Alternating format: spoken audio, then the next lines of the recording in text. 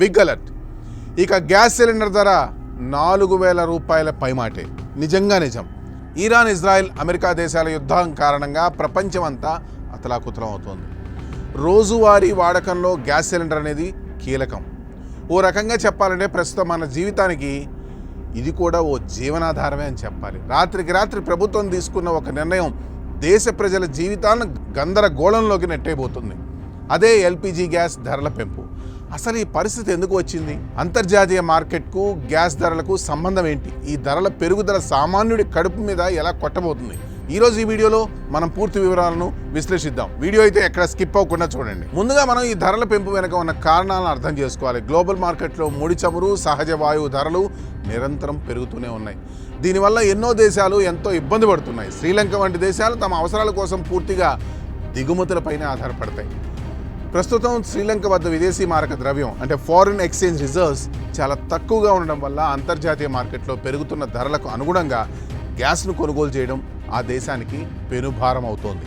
అందుకే ఆ భారాన్ని శ్రీలంక ప్రభుత్వం నేరుగా ప్రజలపైకి నెట్టేసింది. కొలంబో గ్యాస్ కంపెనీలు తమ నష్టాలను పూడ్చుకోవడానికి ధరలను భారీగా సవరించాయి. ఇప్పుడు శ్రీలంక దేశంలో అమల్లోకి వచ్చిన కొత్త ధరల పట్టికను ఒకసారి గమనిద్దాం. ఇవి వింటే సామాన్య మధ్యతరగతి కుటుంబాలకు ఇది ఎంతటి బిగ్ షాకో మనకు అర్థమవుతుంది. 12.5 కిలోల సిలిండర్, దీనిపై ప్రభుత్వం అక్షరాల 775 రూపాయలు పెంచింది. అంటే ఇప్పుడు దీని ధర 4,765 రూపాయలకు చేరింది. ఒక కుటుంబానికి కనీసం నెల రోజులు వచ్చే ఈ సిలిండర్ ధర 5,000 రూపాయల మార్కుకు దగ్గరగా ఉండడం భయంకరమైన విషయం. 5 కిలోల సిలిండర్, దీనిపై 308 రూపాయలు పెంచారు. కొత్త ధర 1,910 రూపాయలు.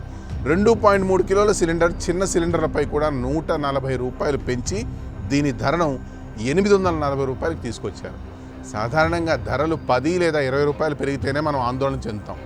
కానీ 100 రూపాయలు పెరుగుదల అంటే అది ఆ దేశ ఆర్థిక వ్యవస్థలో ఎంతటి క్లిష్ట స్థితిలో ఉందో సూచిస్తోంది.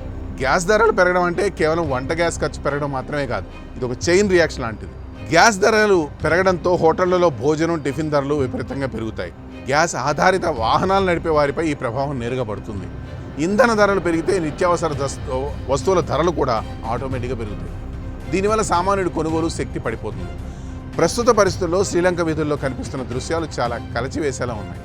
గ్యాస్ సిలిండర్ కోసం కిలోమీటర్ కొద్దీ క్యూ లైన్లో ఉండడం, స్టాక్ లేక ప్రజలు ఖాళీ సిలిండర్లతో రోడ్ల మీద నిరసన తెలపడం మనం చూస్తూనే ఉన్నాం. చాలా కుటుంబాలు గ్యాస్ కొనలేక మళ్ళీ కట్టెల పొయ్యిల వైపు మళ్ళుతున్నాయి.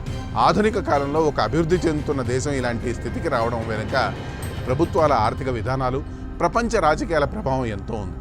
ఇప్పుడు మన పక్కనున్న శ్రీలంక దేశంలో ఇది పరిస్థితి. రేపు మనకి ఇలానే జరగదు అని గ్యారంటీ అయితే లేదు. దీపం ఉండగానే గ్యాస్ ఉంచుకోవాలి అనే రోజు వచ్చేస్తున్నాయి. ఏదేమైనప్పటికీ మనం అంతా జాగ్రత్తగా ఉండాలి. That's all for today. This is Harikrishna signing off for Sakshi exclusive.